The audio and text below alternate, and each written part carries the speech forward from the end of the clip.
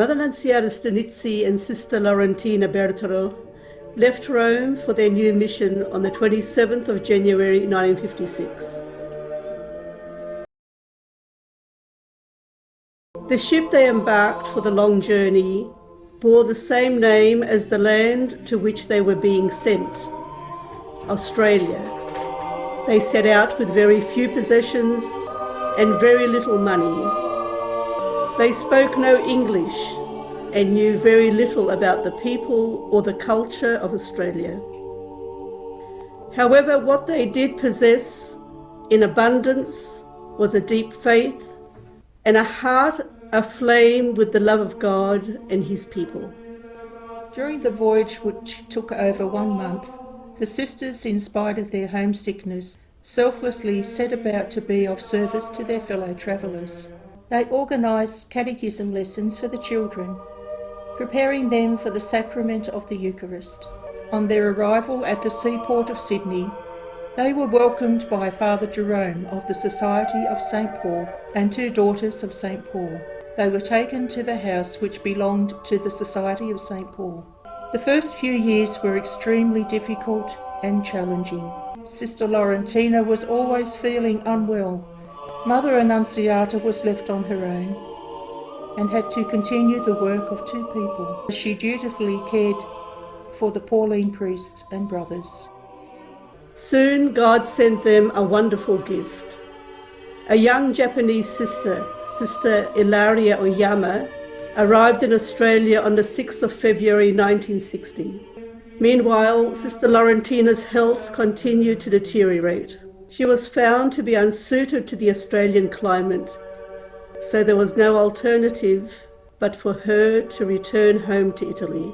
They had the joy of welcoming another Japanese sister, Sister Angelica Sciarrotta, who arrived in Australia on the 14th of June 1961.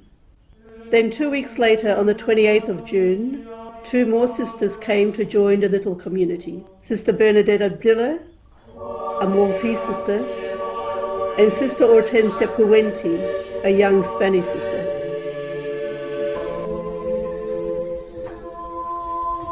At the end of 1962, the founder, Father James Alberioni, visited the small community.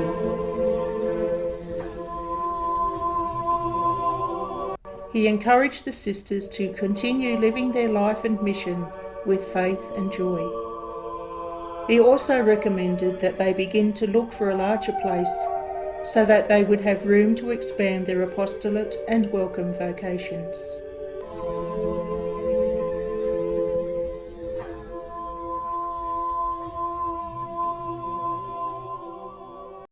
In 1965, a liturgical centre was established at Rawson Street in the city of Sydney, and then in 1970 it was transferred to George Street. God's blessing surrounded the sisters, and soon they had the joy of welcoming vocations. On the 11th of March 1972, 3 Australian novices made their first religious profession. Shortly after, there was a significant new development in the Australian mission of the Sister Disciples. Bishop Knox of Melbourne Diocese requested that sisters come to Melbourne to manage the new hostel for the sick and retired priests of the diocese. This was a new initiative in the history of the congregation. Mother Immaculata Perotta, together with 2 other sisters, soon created a welcoming, homely and caring atmosphere for the sick and elderly priests. In February 1973, the International Eucharistic Congress was held in Melbourne. Shortly after the Congress, Mother Annunziata received a request from Bishop Delagi of the Auckland Diocese, inviting the sisters to come to New Zealand.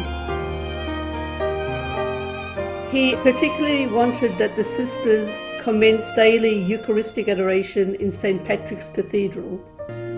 On the 8th of September of 1982, the Sister Disciples, at the request of Cardinal Pio, began a foundation in the Pacific island of Samoa, where we carried out our mission for several years. Our hope and aim is to live and give Jesus Master, way, truth and life to all people through our Eucharistic, priestly and liturgical mission.